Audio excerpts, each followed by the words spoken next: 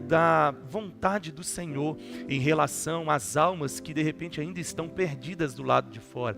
Nós te damos graças e nós oramos, Pai, por corações sendo despertados nessa noite para esse tempo, Pai, um tempo de missão, um tempo, Pai, de evangelismo, um tempo onde nós vamos nos gastar para que outras vidas sejam alcançadas por essa palavra, essa mesma palavra que transformou as nossas vidas, que libertou, que curou a cada um de nós. Assim nós te damos graças. Em nome de Jesus, amém. E graças a Deus. Amém, queridos? Pode se sentar no seu lugar? Obrigado, pessoal. Vocês estão bonitos demais da conta, não tá, gente? Eu tentei achar alguma coisa para mim, mas eu descobri que na França tem muito careca, então eu já estou no jeito. Eu por eu mesmo e já vou estar, original e tá tudo certo. É por isso que eles usam tanta boininha, tanto chapéu. Eu não, né, Wagner? Para que esconder a beleza? Para que esconder o brilho, né? Jesus disse que a gente tem que ser a luz do mundo. A nossa evidência é isso daqui, irmãos. Porque quando a gente vai tirar a foto, a gente tem que ter uma preocupação, porque se tiver luz em cima, meu Deus do céu, aí você tem que colocar filtro para tudo quanto é lado, porque senão é uma luz dobrada, né? Mas por aí vai. Diga, Deus é bom! Gente, que noite maravilhosa, na verdade, que dia, né? Eu acredito muito que esse dia, Verbo da Vida Missões, isso foi algo, literalmente como uma inspiração de Deus para esse ministério. Porque, de fato, nós somos uma igreja missionária. A igreja no Brasil, ou o Verbo da Vida no Brasil e no mundo, né? É uma visão que começou através de missões, onde apóstolo Bud recebeu da parte do Senhor uma mensagem da parte de Deus dizendo, olha, vá para o Brasil e liberte o meu povo com a palavra da fé, com a palavra do amor. E ele chegou, implantou, sendo inspirado por essa visão, ou pela voz de Deus, chegou ao Brasil e implementou essa visão, né? Plantou essa visão, ela germinou e ela tem gerado frutos. Já somos mais de 535 igrejas espalhadas no Brasil e no mundo. E olha, a visão foi, vá para o Brasil, mas através do Brasil, ela chegou a todas as nações. São dezenas e dezenas, centenas de igrejas, dezenas e dezenas de escolas bíblicas, de centro de treinamento Rema, escola de ministros, centro de cura, tudo por causa de um ato de obediência, o ID. Deus disse para ele, vá, e ele veio. E através disso, essa visão de alcançar o Brasil e as nações com a palavra da fé e o amor tem se tornado cada vez maior, cada vez mais gigantesca. E fala para alguém perto de você, e você faz parte disso tudo. Amém, irmão? Você tem consciência disso? Você faz parte disso tudo. E sabe que eu quero falar um pouco sobre isso nessa noite. É claro que nós não poderíamos deixar de falar um pouco sobre a área missionária, a área evangelística da igreja, né, do corpo de Cristo. E eu fui inspirado pela palavra, pelo Espírito mesmo, para poder falar sobre uma igreja evangelística. Diga isso comigo, uma igreja evangelística. Eu quero que você, celebrando essa palavra, abra sua Bíblia lá em Marcos capítulo 16, verso 14. Marcos 16, verso 14. Aqui nós vamos ver Jesus, depois da sua ressurreição, né? Ele vai aparecer a Maria, e Maria rapidamente corre para poder contar aos outros discípulos que dentro desse contexto aí você vai ver que durante o dia eles apenas lamentavam, choravam, né? Por causa da morte de Jesus. Os discípulos de fato não creram de primeira, né, na notícia daquela mulher, a ponto de Jesus ao entardecer aparecer novamente no meio deles. E a Bíblia vai dizer que Jesus os repreendeu pela incredulidade e a dureza de coração. Dentro desse contexto de Marcos, vai falar também sobre aqueles dois homens que voltavam do campo e que Jesus teve um contato direto também com eles. E eles foram para poder levar essa notícia aos discípulos também. E novamente eles não creram. E Jesus, dentro disso, depois de uma repreensão de dureza de coração e de incredulidade de coração, Deus mesmo assim dá uma ordenança para eles, que está descrita lá em Marcos capítulo 16, verso 14, que é um dos textos mais conhecidos, se tratando de missões, se tratando de evangelismo. Depois de tudo, Jesus disse, mais tarde Jesus apareceu aos 11, e enquanto eles comiam, censurou-lhes, ou eu estou lendo na versão NVT, essa expressão censurou-lhes é o mesmo que repreendeu, ou trouxe um confronto.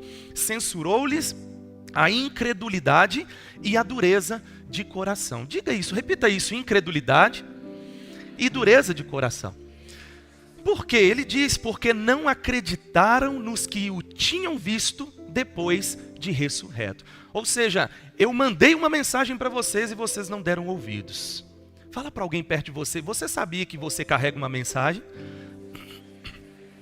Mas que você precisa ser o primeiro a acreditar que ela é verdade para você? Amém, irmãos? Agora perceba, Jesus disse isso se tratando de Maria e dos dois que vinham do campo, para poder falar sobre essa notícia da ressurreição. Jesus, ele chega a citar essas duas expressões que nós vamos colocar um pouco mais de ênfase nisso, que é digno de muita atenção, que é incredulidade e dureza de coração. Há de se concordar, irmãos, que a humanidade, ela sempre esteve aprisionada nessas duas coisas em relação à obra de Jesus Cristo, que é incredulidade e dureza de coração. Quantos aqui, de repente, não é para você se manifestar, mas só para que você pense nisso, mas quantos aqui, de repente, quando foram para Jesus, entregaram a sua vida para Jesus, se arrependeram disso que fez? Eu, particularmente, não conheço ninguém que se arrependeu. Ó céus, ó vida, que azar foi o dia que eu entreguei minha vida para Jesus. Porque literalmente, por mais difícil que o início dessa caminhada seja, porque tem muitas pessoas que falam assim, parece que depois que eu fui para Jesus as coisas pioraram para mim. Não é verdade? Eu mesmo já passei por isso, ou foi só comigo que aconteceu isso. Mas a gente só percebe que a gente estava na escuridão e a gente não via a destruição que havia na nossa volta. E quando nós nos tornamos luz, e essa mesma palavra se torna lâmpada para os nossos pés e luz para o nosso caminho, a gente consegue enxergar onde a gente estava. A gente passa a pensar, meu Deus, olha quanta coisa eu vivia de errado. Olha os lugares, olha as mesas que eu me assentava. E querendo ou não, algumas coisas você vai colher por aquilo que você tem plantado, de fato. Não é verdade, queridos? Só que veja, a humanidade sempre esteve aprisionada nessas duas características, que é incredulidade e dureza de coração.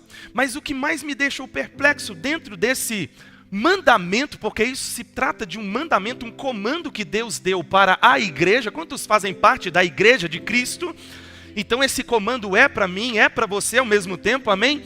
Mesmo assim, Deus comissionou aqueles grandes discípulos para a grande comissão. Jesus, a gente consegue compreender que Jesus, o povo crendo ou não, ele não mudou de ideia acerca do propósito. Crendo ou não, o comando estava lá. Crendo ou não, a visão de Deus acerca da salvação da humanidade permaneceu lá. Da mesma forma que Deus fala para nós nessa noite, crendo você ou não, Ele não muda de ideia ao teu respeito. Crendo você ou não, Ele tem um propósito para realizar na sua vida, para que depois que Ele realize na sua vida, Ele continue realizando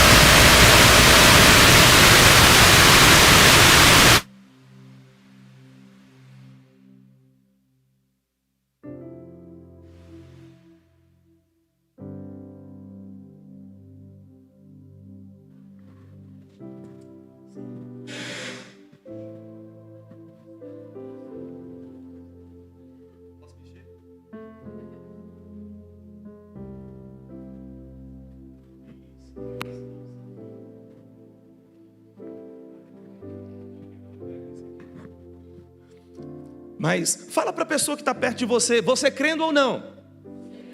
Deus tem um propósito na sua vida, uai. Dá uma de mineiro para ele, uai. Oxe, aí já mistura tudo, Oxe com uai. Mas veja, a gente aprende com isso, queridos, com o coração duro ou não, crendo ou não, Deus tem um plano, ou tinha um plano para poder cumprir através da vida daqueles discípulos, e da mesma forma, Ele também tem um plano para poder continuar cumprindo em você e através de você. Você tem dúvida disso? Não, Amém, queridos? Agora tem um detalhe, aceitar cumprir esse plano já é uma outra história que cabe a cada um de nós em relação à aceitação. Aqueles discípulos, por causa da dureza de coração, da incredulidade, por um tempo eles não acreditaram, mas chegou um ponto onde eles precisaram acreditar e dizer sim aos desígnios de Deus. E foi aí que Jesus disse, olha, ide por todo mundo, não é isso que está descrito em Marcos capítulo 16, versículo 15, e disse-lhes, vão pelo mundo todo e preguem o evangelho a todas as pessoas. Eu acho interessante uma frase que é muito citada de um grande evangelista passado, pregue o tempo todo, se necessário for, use até mesmo as palavras, Ou seja, porque a nossa vida de fato é uma pregação diária. Você sabia que você prega até com o teu sorriso? Por isso que você precisa entender, irmãos, que não é a sua conta cheia de dinheiro que é o suficiente para que você possa sorrir. O motivo da nossa alegria literalmente é o nosso nome escrito no céu, amém? Você era morto, agora você é vivo.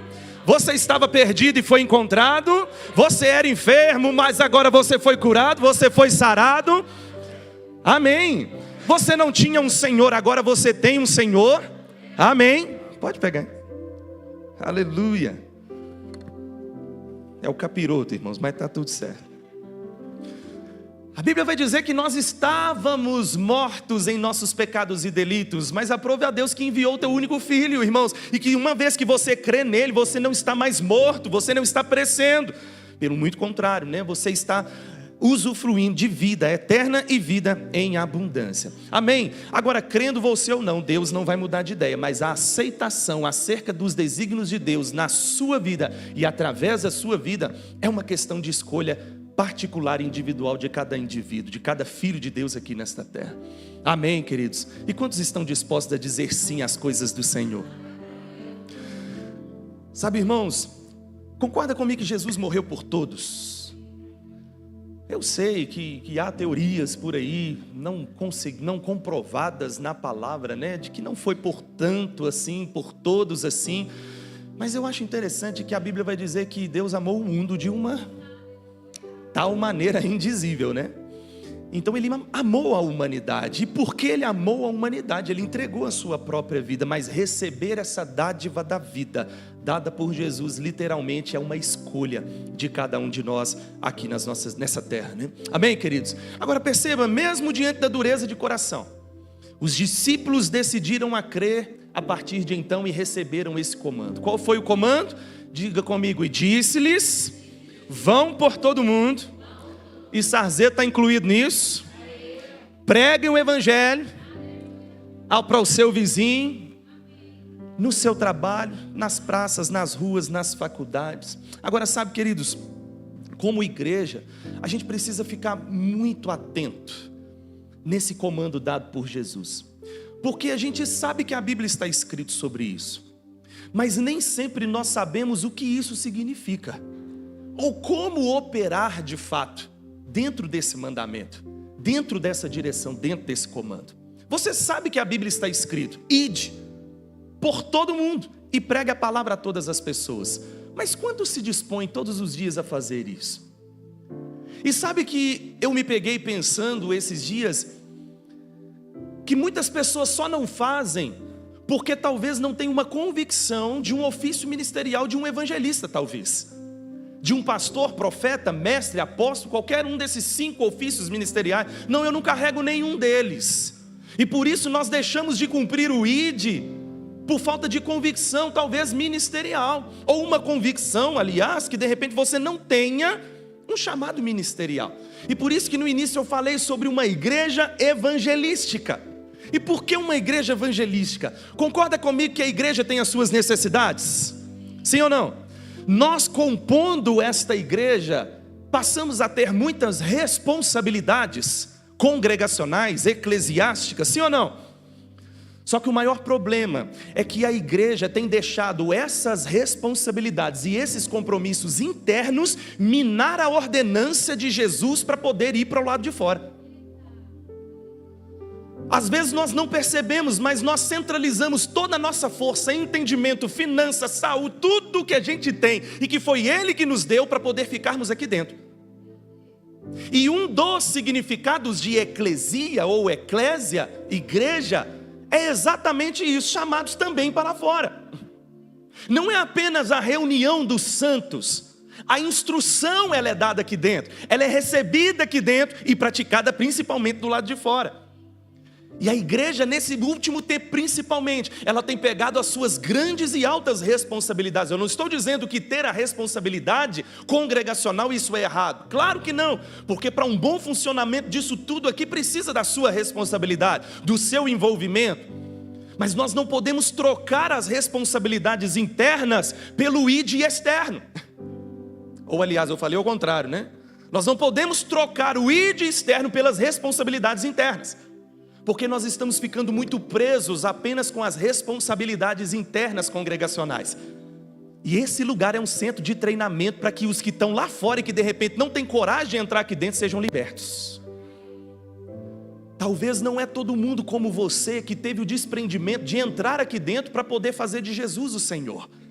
E essas pessoas que foram insignificadas, que foram rejeitadas, que foram descartadas, você acha mesmo que algum dia ela vai ter coragem de repente entrar aqui dentro desse lugar?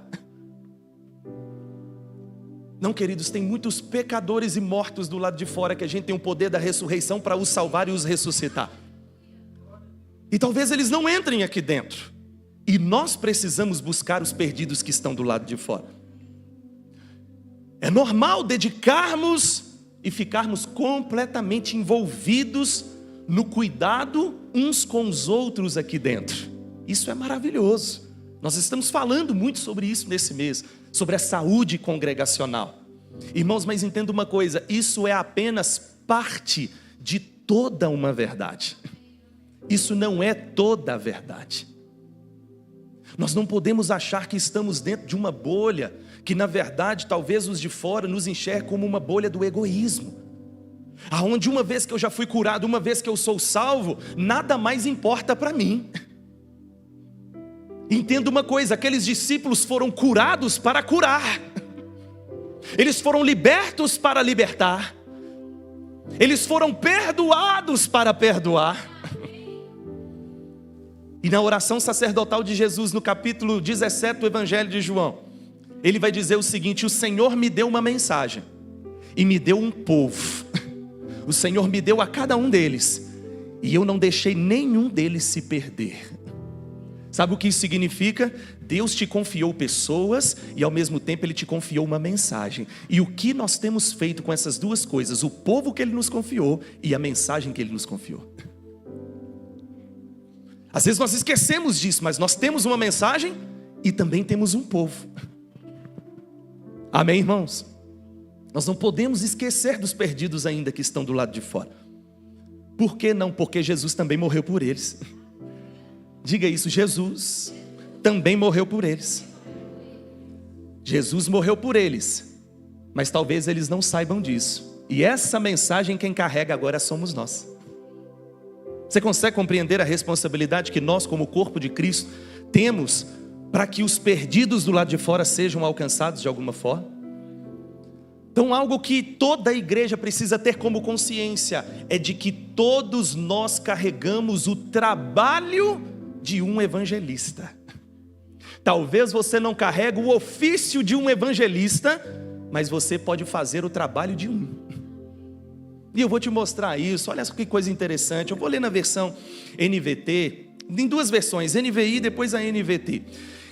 Paulo escreve algumas cartas que nós conhecemos como cartas pastorais. Ele escreve a Tito, ele escreve a Timóteo. Inclusive quando ele vai falar sobre um texto que nós vamos ler aqui, a igreja de Éfeso, ou na cidade de Éfeso, naquele tempo estava passando por uma gigantesca perseguição religiosa. Se eu não me engano, o imperador daquele tempo era o imperador Nero, o mais sanguinário, carrasco daquele tempo, e que perseguiu a igreja cristã de uma forma incondicional. E ao mesmo tempo tinha um outro desafio. A cidade de Éfeso era uma das maiores cidades do tempo antigo, e ela tinha um porto fundamentado naquele lugar, uma cidade de muita influência, de muita economia elevada, mas ao mesmo tempo de muita cultura pagã, por causa da deusa Ártemis, que era adorada sobre aquela cidade. A deusa da lua, a deusa selvagem, a deusa de um monte de coisas. Agora percebe, irmãos, o desafio que Timóteo, o jovem Timóteo, que segundo os estudiosos afirmam que entre 16 a 20 anos ele já era operante no ofício pastoral. Ele era um pastor que pastoreava de primeira mão, de primeira linha, linha de frente, aquela igreja dentro dessa cidade, de alta influência, tanto econômica, mas ao mesmo tempo de grandes confrontos, não só de perseguição, mas de cultura também. Mas Timóteo agora recebe uma carta do apóstolo Paulo de encorajamento. Aí em 2 Timóteo, no capítulo 4, versículo 5, Paulo dando esse encorajamento para o jovem pastor Timóteo. Diga comigo, pastor. Olha o que ele vai dizer: você, porém, Timóteo, seja moderado em tudo, suporte os sofrimentos. E aqui ele estava se tratando sobre a perseguição religiosa naquele tempo. Faça a obra de um evangelista. Mas ele era o pastor. Mas olha o conselho que Paulo dá a Timóteo: eu preciso que você continue fazendo a obra de um evangelista. E ele termina esse texto dizendo: cumpra de forma plena o seu ministério. Peraí, tem alguma coisa, um detalhe que a gente não pode se esquecer. Para que nós tenhamos um ministério de sucesso, a obra de um evangelista precisa estar patenteada nos nossos corações. Mas o que seria a obra de um evangelista? Irmãos, um evangelista tem amor por almas perdidas. Um evangelista arde de compaixão por pessoas, independente de qualquer coisa. Ele não suporta ver um perdido. Ele enche o olho de lágrima ao falar para um perdido acerca de Jesus Cristo. E olha o que Paulo está dizendo: eu preciso que você continue fazendo uma obra cheia de compaixão pelas pessoas. Porque eu sei que você está sofrendo perseguição, eu sei que você está batalhando contra a cultura pagã nessa cidade, mas entenda uma coisa: o amor, ele supera todas as coisas. Continue tendo compaixão, continue amando, continue servindo as pessoas, continue fazendo a obra de um evangelista. Cumpra assim, de forma plena, o teu ministério aqui nesta terra. Olha na versão NVT: você, porém, deve manter a sobriedade em todas as situações. Não tenha medo de sofrer. Parece uma ironia, né? Um confronto danado, uma perseguição danada, jurado de morte talvez, todos os cristãos naquele tempo. E de repente Paulo vira para ele: não tem medo de morrer não, está tudo certo. Aí ele continua dizendo: não tenha medo de sofrer, trabalhe para anunciar as boas novas e realize todo o ministério que lhe foi confiado. Pastor, mas eu não sou um evangelista. A gente percebe por esse texto aqui também, irmãos, que é fato que qualquer ofício ministerial é carregado pela mensagem da cruz. É sustentado pelas boas obras ou pelas boas novas de Cristo Jesus. Não queira ser um profeta sem amar pessoas. Não queira ser um pastor sem compaixão de pessoas. Não queira ser um evangelista se você não quer se envolver com pessoas. A gente percebe, irmãos, que todo ministério só é bem sucedido quando falamos de Jesus e a sua obra. E dentro da obra de Jesus, o que mais se destacou foi o amor pela humanidade, por pessoas.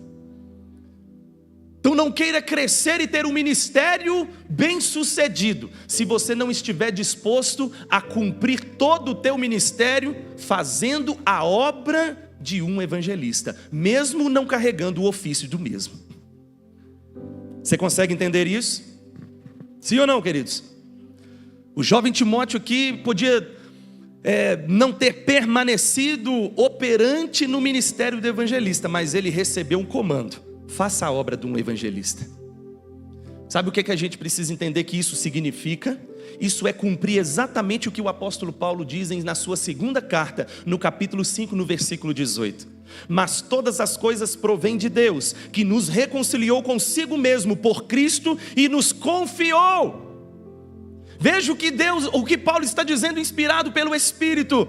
Jesus está confiando uma mensagem a você.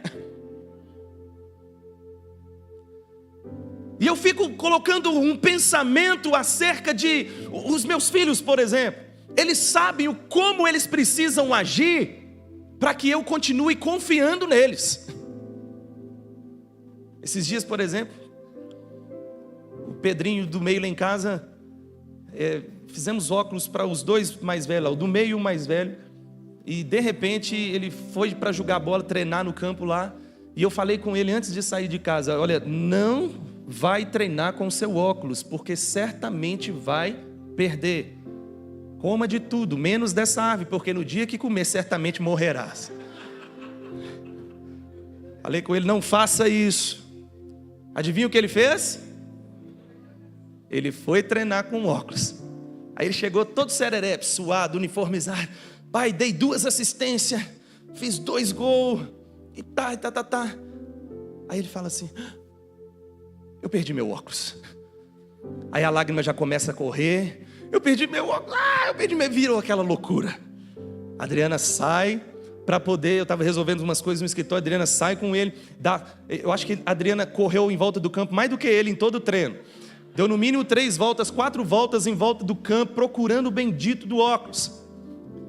Quando já não tinha mais forças, não tinha mais clamor ao Senhor, aí eles passaram em um lugar, aí o Pedro começou a falar, não, eu passei aqui, um lugar que a gente sempre pediu, não passe por aqui. Aí ele viu que não tinha mais jeito, eu já orei, eu já pedi até para o Espírito Santo revelar onde é que está esse óculos, eu já fiz de tudo, e ele chorando, falando desse jeito, chorando e chorando, chorando. Aí depois que ele viu que não tinha mais jeito, ele foi falar, eu passei aqui, eu fiquei brincando de escorregar nesse barranco aqui. Pronto, falei. Ele e um outro coleguinha, e a gente já pediu para eles, para não ficar, porque o barranco fica na beira da rua. Quem conhece o campo de futebol de Mário Campos lá sabe desse barranco que eu estou falando. É o barranco que eu também escorregava desobedecendo quando eu era mais novo, mas tudo bem, eu me converti ao Senhor. Meu filho também é convertido, mas tem hora que eles dão uma escorregada. Não sei nem por que eu falei isso, oh meu Deus, queria expor o meu pecado. Aí, com muita dificuldade, debaixo de um tanto de folha, encontrou o óculos debaixo das folhas. Esse menino deu brados de júbilo. Minha boca, eu estava como quem sonhava. Mas agora minha boca se enche de alegria, os meus lábios de canto de júbilo, porque o Senhor mudou a minha história. Achou o bendito do óculos. E quando ele chegou em... a melhor mãe do mundo, mamãe. Fez altas declarações. Aí ele chegou em casa, em vez de chegar chorando, já chegou rindo. Eu chamei ele num canto e falei isso com ele. Falei, olha, entenda uma coisa. Nós já pedimos você para não passar por aquele lugar. E a gente não quer perder a confiança em você. Por que eu contei essa história toda, irmãos? É para você não pecar nem desobedecer, é só por isso. Mas presta atenção em uma coisa. A Bíblia está afirmando que Deus ele confiou a nós uma mensagem. E da mesma forma que nós nos decepcionamos quando os nossos filhos não cumprem fielmente os comandos que a gente dá para eles, quando eles desobedecem, a gente, poxa, eu ensino e parece que não dá certo, desobedeceu. E eu falei com ele, isso é fruto de desobediência. Da mesma forma que nós sentimos, eu fico analisando, eu fico fazendo essa analogia, como é que deve ficar o coração de Deus quando Ele nos confiou uma mensagem e o povo, e a gente não está fazendo nada com essas duas coisas? Qual é o comportamento de Deus, dentro do coração de Deus, quando Ele olha para nós e, poxa, eu confiei uma mensagem, eu confiei um povo, eu confiei corações, mas o povo não tem feito nada com isso. E olha que mensagem é essa? Não, Ele nos confiou o ministério da reconciliação. Um poder, um chamado que todo crente carrega, recebeu por intermédio de Jesus. Você não precisa ser um pastor, um profeta, um apóstolo, um mestre, um evangelista, mas perceba que o ministério da reconciliação é a obra de um evangelista. E isso foi confiado à igreja. E não há apenas pessoas específicas para ocupar esse chamado, esse ofício ministerial. Olha o verso 19, pois que Deus estava em Cristo reconciliando consigo o mundo, não imputando aos homens as suas transgressões. Aí ele vai dizer de novo, e nos encarregou da palavra da reconciliação. E eu vou dizer uma coisa, talvez você não seja um evangelista, mas você pode e deve fazer o trabalho de um. E tem um detalhe, faça enquanto há tempo e enquanto há vida. Eu vou repetir isso, irmãos. Talvez você não seja um evangelista, ministerialmente falando, mas você pode e precisa fazer a obra de um evangelista. Porém, faça enquanto há tempo e enquanto as pessoas estão vivas. E com base nisso, olha o que Tony Cook nesse livro, que eu acho poderoso, Em Busca de Paulo. Esse livro é maravilhoso, irmãos. E aqui dentro tem uma citação uma citação de um grande pregador, que olha essa história que eu fiquei constrangido com isso. D.L. Moody. Ele vai dizer, olha, D.L. Moody, conhecido há muito tempo, como um ganhador de almas, relatou uma experiência que lhe deixou uma profunda impressão. Na noite do grande incêndio de Chicago, em 1871, D.L. Moody concluiu seu sermão fazendo uma pergunta à congregação: o que vocês farão com Cristo? Ele pediu aos ouvintes que considerassem a pergunta ao longo da semana e voltassem no domingo seguinte com a resposta. Para alguns presentes naquela noite, o domingo seguinte nunca chegou. Ainda durante o sermão de Moody, os sinos dos bombeiros eram ouvidos ao fundo, mas porque isso acontecia periodicamente, ninguém se alarmou. O que aconteceu naquela noite seria uma das piores tragédias da história norte-americana. O salão onde Moody falava, a igreja que ele fundou e até mesmo a sua casa foram todos destruídos no inferno que se tornou o grande incêndio de Chicago, juntamente com mais de 18 mil outros prédios que foram à ruína. Mas Moody não pensou duas vezes em sua casa e a igreja destruída. Elas poderiam ser facilmente substituídas, mas não as almas que estavam perdidas. Foi a lembrança da audiência que ele nunca mais viu, que ficou gravada em sua mente pelo resto da sua vida. Que erro, disse Moody mais tarde. Desde então nunca mais ousei dar aos meus ouvintes uma semana para poder pensar em sua salvação. Se eles estivessem perdidos, poderiam se levantar um juízo contra mim. Moody foi transformado para sempre pelo que aconteceu naquela ocasião.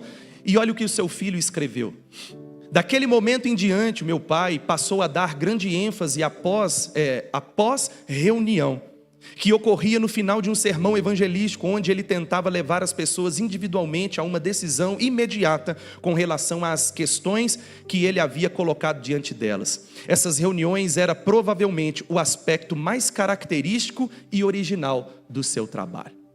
O que significa esse testemunho? As pessoas estão prolongando a oportunidade que poderiam aceitar hoje, acerca de Jesus, acerca de aceitar a salvação de Cristo Jesus.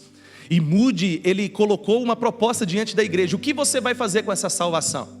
O que você vai fazer com Jesus? Ele estava dizendo para que também, de repente, naquele mesmo ambiente, naquele salão, se tivesse não salvos, ele estava oferecendo Jesus, mas por causa de um medo, de um constrangimento, ele diz: mas faça o seguinte, o que você vai fazer com a salvação? O que você vai fazer com Jesus? Não responde agora não precisa nem de aceitar agora. Volta semana que vem com a sua decisão. E dentro desse testemunho ele está afirmando que muitas dessas pessoas, aquele domingo foi o último domingo da vida delas. E elas não tiveram chance de terem uma semana para poder pensar em viver e aceitar o Evangelho de Cristo Jesus. Por isso que eu digo, você talvez não seja um evangelista, mas você pode e deve fazer o trabalho de um, enquanto há tempo e enquanto as pessoas estão vivas. Para que não recaia sobre nós, no fim de tudo, o próprio Senhor dizendo para nós: servo mau, infiel. Eu não quero ouvir isso do meu Senhor. Uma vez que Ele me confiou algo, eu vou me gastar para poder cumprir aquilo que Ele me confiou aqui nesta terra. E eu encerro com uma outra mensagem de uma outra grande pregadora que vai dizer o seguinte: Catherine Booth: Satanás não se importa com o que fazemos, desde que não alertemos as pessoas do pecado delas. Podemos cantar canções além do Rio Azul, pregar sermões e orar até o dia do juízo, e Ele não dará a mínima para cada um de nós, desde que não despertemos ninguém do pecado delas. Mas se despertarmos o pecador que dorme, ele rangerá os dentes para nós. Este é o nosso trabalho, despertar as pessoas independente de qualquer coisa. Aí eu pergunto para você, quantos estão dispostos a gastar a sua vida para poder despertar as pessoas que de repente estão dormindo, e a direção que elas estão indo é exatamente o contrário do que é a eternidade no céu com o Senhor? Sabe, irmãos, a mensagem mais conhecida do mundo talvez ainda não seja conhecida por alguém, João capítulo 3, verso 16. Porque Deus amou o mundo de uma tal maneira que Ele deu o seu Filho unigênito, para que todo aquele que nele crê não morra, não pereça, mas tenha a vida eterna.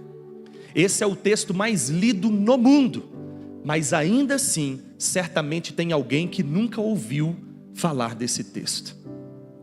Então, irmãos, lembre-se de que nós carregamos essa mensagem, e foi por intermédio dela que um dia nós fomos libertos. Foi por causa dessa palavra que um dia nós recebemos a salvação de Cristo Jesus. E eu faria a mesma pergunta para nós nessa noite: o que você vai fazer com o Cristo que você recebeu? E até mesmo nesse ambiente, se não tem aquelas pessoas que nunca fizeram essa confissão de fé, de confessar a Jesus como seu único e suficiente Salvador, o que é que você vai fazer com esse Cristo que está sendo oferecido para você?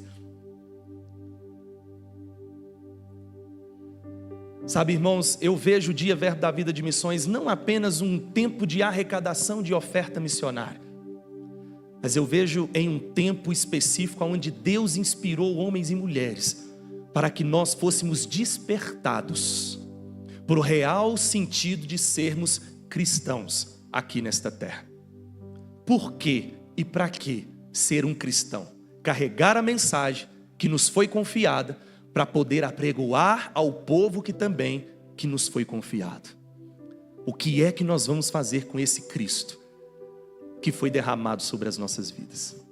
Você pode falar para alguém perto de você: Jesus, Ele salvou toda a humanidade, porém nem toda a humanidade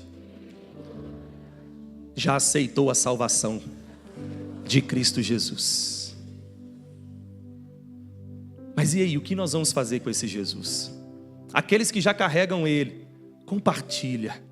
Aquele que ainda não, aceite a obra da justiça. Que obra da justiça é ela? Aquela descrita, Paulo escrevendo aos Coríntios: aquele que nem mesmo conheceu o pecado, Deus o tornou pecado, para que nele fôssemos feitos justiça de Deus. Eu creio num tempo onde nós vamos ser ainda mais despertados para saquear o inferno, para poder povoar o céu. Da mesma forma que nós somos curados, nós vamos curar outros. Fomos libertos, vamos libertar outros. Entenda, essa é uma igreja missionária e ao mesmo tempo evangelística. Ela cumpre a obra de um evangelista. Amém, irmão? Você pode ficar de pé no seu lugar. Oh, aleluia. O Senhor é bom.